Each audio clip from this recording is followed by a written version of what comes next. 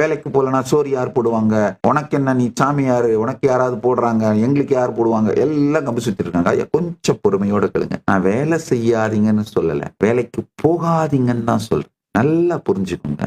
உங்களுடைய இன்னொருத்தருக்கு கீழே வேலை செய்யறதேங்கய்யா இருந்து என்ன, உங்க வாழ்க்கைய நீங்க டிசைன் பண்ணணுங்கய்யா. Be your own boss. உங்க வாழ்க்கைக்கு நீங்க பொறுப்படுங்க. இப்ப என்ன, நான் வேலைக்கு போயிட்டு இருக்கேன் சாமி, சொந்தமா என் தொழில் தொடங்கி நானே ஒரு தலைவனா மாறுறதுக்கு கஷ்டம் சாமி. அப்ப என்ன பண்ணு, ஒரு வருஷம் ப்ராஜெக்டா மாத்திக்கோங்க. இந்த வருஷம் 2026க்கு இந்த ஃபுல் இயர் இதான் என் ப்ராஜெக்ட். மெதுவா ஒரு சுயதொழில் தொடங்குவேன். அதுல நல்லா என்னுடைய காலை ஊனிட்டு பவுண்டேஷனை கிரியேட் பண்ணிட்டு வேலைக்கு போறத மெதுவா குறைப்பேன். இன்னொருத்தருக்கு வேலை செய்யறத குறைச்சி இந்த வருஷ கடைசிக்குள்ள என்னுடைய தலைவனாக நானே மாறிவிடுவேன். ஐயா நம்ம வாழ்க்கையை வடிவமைப்பதை, நம்ம வாழ்க்கைனா நம்முடைய தினசரி நம்ம